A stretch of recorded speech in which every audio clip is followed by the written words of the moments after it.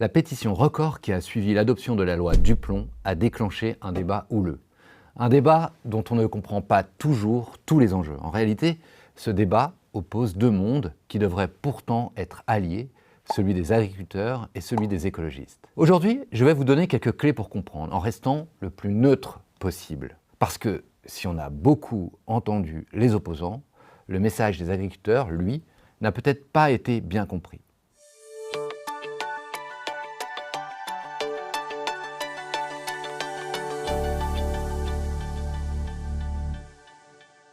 Je suis fils d'agriculteur et j'en suis fier. La grande majorité des agriculteurs d'aujourd'hui, bio ou non bio, se soucient de l'environnement et de leur santé. Ils connaissent parfaitement les dangers des produits chimiques. J'ai grandi dans ce milieu. J'ai vu les dilemmes, les contraintes, les fins de mois compliquées chez mes parents, pourtant très attachés à l'écologie. Alors non, je ne vais pas jeter la pierre aux agriculteurs, qu'ils soient favorables ou non d'ailleurs à la loi Duplon. Mais au fait, c'est quoi la loi Duplon ? Une pétition pour l'abroger a récolté plus de 2 millions de signatures en quelques jours seulement. Et des manifestations conjointes ont suivi. Des paysans, des écologistes, des médecins, des collectifs citoyens. La cible principale, le retour d'un pesticide interdit depuis 2018, l'acétamipride. C'est un produit très controversé. Mais la loi, ce n'est pas que ça. Elle propose aussi un assouplissement de l'élevage intensif, la construction de méga-bassines pour stocker l'eau en cas de sécheresse, moins de paperasse pour les exploitations moyennes et la simplification des procédures agricoles. Bref, l'objectif affiché était de soulager les agriculteurs.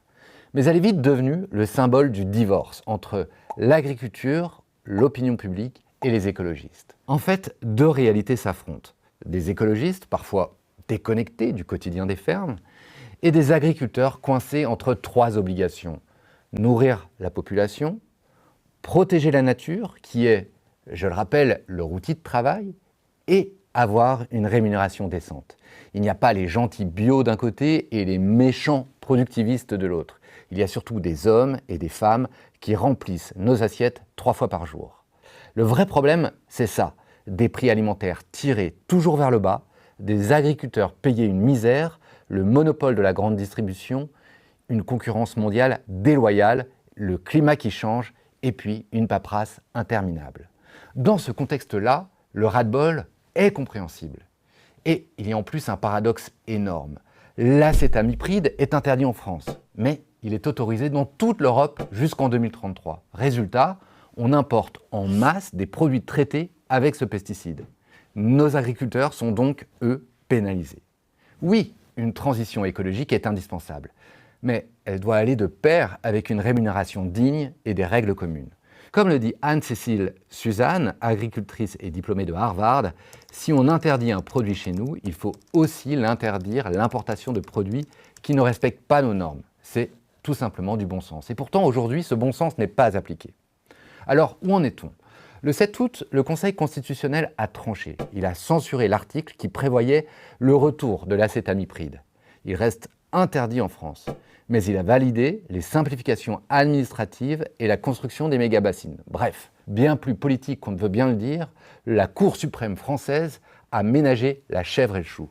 Mais est-ce que ça règle le problème de fond ? Non. Le modèle agricole français reste au bord de la rupture, les agriculteurs sont toujours sous-payés, la concurrence, notamment européenne, est toujours féroce, la grande distribution impose toujours les prix les plus bas. Et nous, consommateurs, nous continuons à manger souvent des produits nocifs. Et vous, que pensez-vous du tapage autour de la loi Duplon ? Est-ce que la décision du Conseil constitutionnel est une vraie victoire ou juste un coup d'épée dans l'eau qui ne changera rien au fond du problème ? Dites-le moi en commentaire.